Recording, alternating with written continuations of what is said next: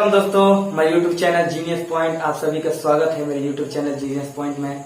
मैं आज आपको बताने वाला हूँ प्रकाश का परिवर्तन एवं अपवर्तन। आप सभी को 10th क्लास का एक चैप्टर है साइंस का फिजिक्स में प्रकाश का परिवर्तन एवं अपवर्तन, जिसके बारे में आज हम जानेंगे कि प्रकाश का अपवर्तन एवं परिवर्तन क्या है, कैसे है, उसके बारे में हम बताएंगे। बहुत सारे परिभाषाएं हैं उनको भी बताएंगे और बहुत सारे मुख्य बिंदु है वो भी लेकर चलेंगे। बहुत सारे क्वेश्चन उठते हैं वो भी लेकर चलेंगे। तो आइए जानते हैं कि प्रकाश के परिवर्तन अपवर्तन में हमें क्या जानना है। आइए तो सबसे पहले हम जानते हैं कि प्रकाश क्या है। ठीक है, सबसे पहला मेरा मुख्य पॉइंट होता है प्रकाश, कि प्रकाश क्या है। ठीक है, तो प्रकाश हम लोग बहुत जगह देख चुके हैं, जैसे सूरज का प्रकाश, बल्ब का प्रकाश, मोमबत्ती का प्रकाश, बहुत सारे लाइट्स के प्रकाश, मतलब बहुत सारे देख चुके हैं हम। अब प्रकाश क्या है इसके बारे में जानेंगे, इसकी डिफिनेशन क्या है, प्रकाश किसे कहते हैं ये जानेंगे। देखिए, प्रकाश तो पहला नंबर एक ऊर्जा है। सबसे पहला नंबर प्रकाश एक ऊर्जा है। तो ये पहला नोट हम नोट कर लेंगे इसको कि प्रकाश एक ऊर्जा है। क्या है? ऊर्जा है। ठीक है, यह आपको ऑब्जेक्टिव में पूछ सकता है। मेन पॉइंट आपको बताएंगे हम, सिर्फ मेन पॉइंट। प्रकाश एक ऊर्जा है।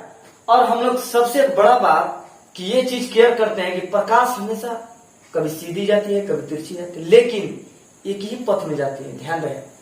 तो प्रकाश हमेशा सीधी रेखा में गमन करती है। समझ आया? प्रकाश हमेशा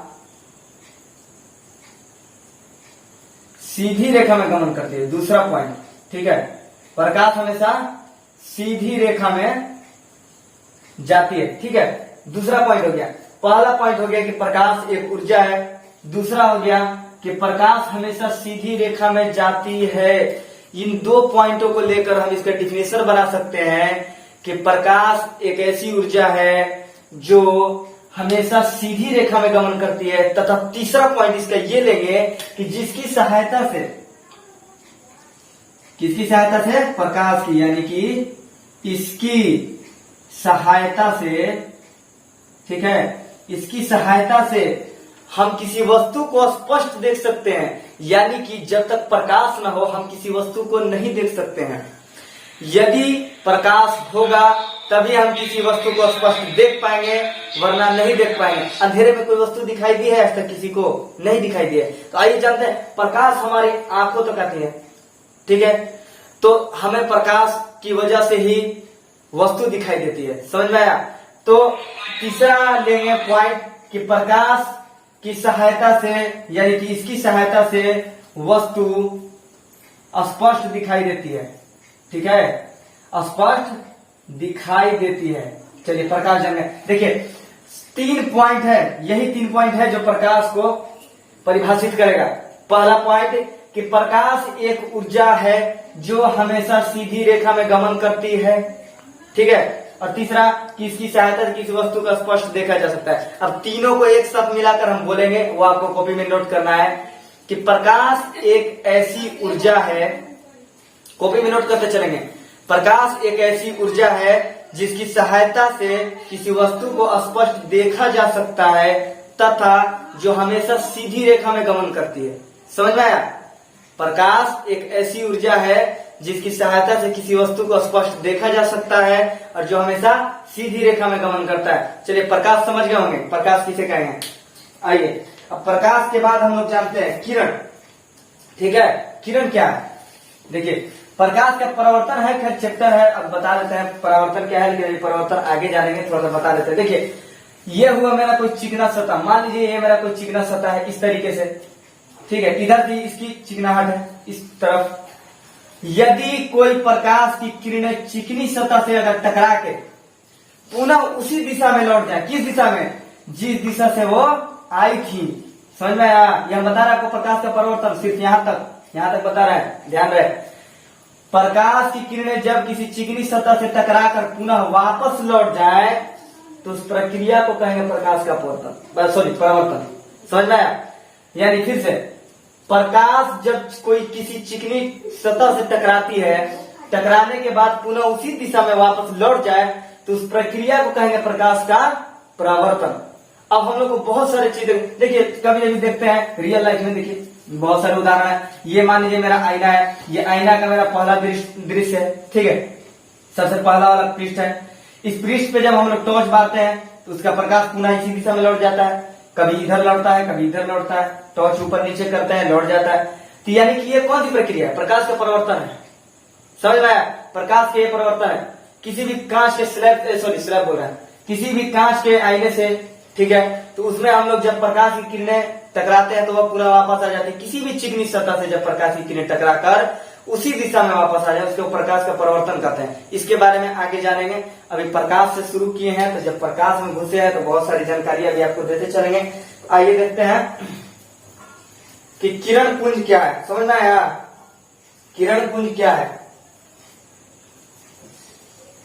देखिए प्रकाश, देखिए अब प्रकाश तो जो हुआ, प्रकाश तो अब एक तो थोड़ा जाएगा, वो तो झुंडों के रूप में जाएगा ना। प्रकाश तो जब टॉर्च से निकला, देखिए ये मेरा हुआ इस तरीके से, मेरा ये टॉर्च हुआ, समझ में, ये मेरा टॉर्च हुआ। अब यहां से देखिए, यहां से जब लाइट निकलेगी तो इस तरीके से जाएगी, इस तरीके से जाएगी, समझ में। तो प्रकाश जब गुजरा, समझ में, जब वायु के माध्यम से गुजरा, जब प्रकाश एक सीधी रेखा में गया, एक पथ से गया, समझ में, जब प्रकाश सीधी रेखा से गया तो उस पथ को हम लोग उस झुंड को हम लोग किरण कहेंगे। समझ में आया? किरण हुआ। अब जिस पथ से वह गुजरा किरण पुंज कहलाएगा, ठीक है। हम लोग जाने किरण क्या है, किरण क्या है। अब देखिए किरण क्या है, प्रकाश जिस रास्ते से गुजरा उसको किरण कहेंगे, तथा अनेकों जब प्रकाश की किरणें एक ही रास्ते से जाएंगे तो उसको किरण पुंज कहेंगे। फिर से समझिए किरण क्या कर रहे हैं। प्रकाश, ये कॉपी में नोट कर लीजिए, किरण लिखकर डैश देखिए, इसको कॉपी में नोट कर लीजिए। किरण, जब प्रकाश एक पथ से गुजरती है तो उसे किरण कहते हैं, मगर जब अनेकों प्रकाश की किरणें एक ही पथ से गुजरे हैं तो उसको किरण पुंज कहते हैं। देखिए किरण का परिभाषा बोलती है, ध्यान से देख लीजिएगा वीडियो रोक के। अब देखिए यहाँ पे हम बोलेंगे किरण पुंज, सब पॉइंट बता दिए। देखिए प्रकाश बता दिए, किरण बता दिए, किरण पुंज सुनिए। किरण पुंज किसको कहेंगे? किरण पुंज, जब अनेकों प्रकाश की किरणें एक ही पथ से गुजरे तो उस पथ को जो है, उस झुंड को हम किरण पुंज कहेंगे, ठीक है। अब किरण पुंज जान चुके हैं, परिभाषा भी हम आपको दे चुके हैं, इसको कॉपी में बहुत अच्छे से नोट कर लेना है। अब आइए, किरण पुंज होते हैं 3 प्रकार के, समांतर किरण पुंज, अभिसारी किरण पुंज, अपसारी किरण पुंज। फिर से एक बार दोहराते हैं। अब देखिए प्रकाश और किरण का काम खत्म, ठीक है, प्रकाश और किरण का काम खत्म। अब हम लोग आते हैं किरण पुंज में, ठीक ना। देखिए किरण पुंज में आ जाइए, किरण पुंज, ठीक है। अब हम बताए हैं कि किरण पुंज जो है कितने प्रकार के? 3 प्रकार के। एक तो बताए हम समांतर किरण पुंज, ये क्या होता है। एक हम बताएं अभिसारी किरण पुंज, तीसरा बताएं अपसारी किरण पुंज। समझ में आया? देखिए पहला बताएं समांतर किरण पुंज, दूसरा बताएं अभिसारी किरण पुंज, और तीसरा बताएं अपसारी किरण पुंज। अब देखिए तीनों किरण पुंज है क्या। समांतर किरण पुंज वैसे किरण पुंज जो हमेशा समांतर रेखा में, किसमें हो, वैसे किरण पुंज जो हमेशा समांतर रेखा में जाती हो उसे समांतर किरण पुंज। देखिए नाम से ही पहचाना जा रहा है, समांतर यानी समांतर किरण पुंज। देखिए अभिसारी वैसे किरण पुंज जो अनेक बिंदु से मिलकर, देखिए अनेक बिंदु, इसका डायरेक्शन देखिएगा इस तरीके से है, यानी ये इधर आ रही है, ये इधर आ रही है, और ये मुख्य बिंदु है। एक और प्रकाश आया, फिर से इधर ही आया, एक और प्रकाश आया, फिर से इधर ही आया, यानी वैसे किरण पुंज, वैसे प्रकाश जो अनेकों बिंदु से मिलकर एक ही बिंदु पर आ गिरे उसको अभिसारी किरण पुंज कहेंगे। फिर से, वैसे प्रकाश जो अनेक बिंदु से आए, जिधर तिधर से आकर सब एक ही पर सिमट जाए, तो वैसे किरण पुंज को क्या कहेंगे? अभिसारी किरण पुंज। अब बोलिए इसका उदाहरण कहां से लाए?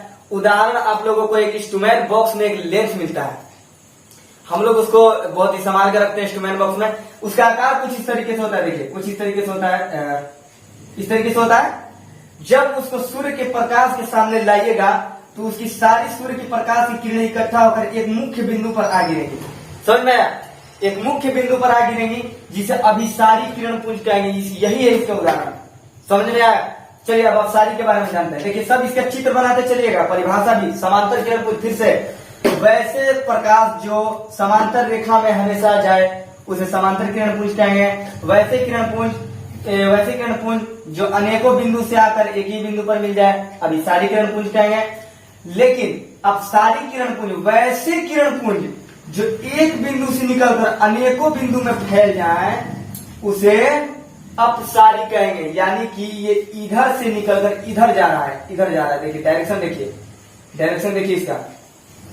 अब इसका उदाहरण कहां से रहा है? अभी तुरंत टॉर्च बनाए थे थोड़ा देर पहले, टॉर्च इस तरीके से बनाए थे ना। देखिए इस तरीके से टॉर्च बनाए थे, ये मेरा बटन हो गया।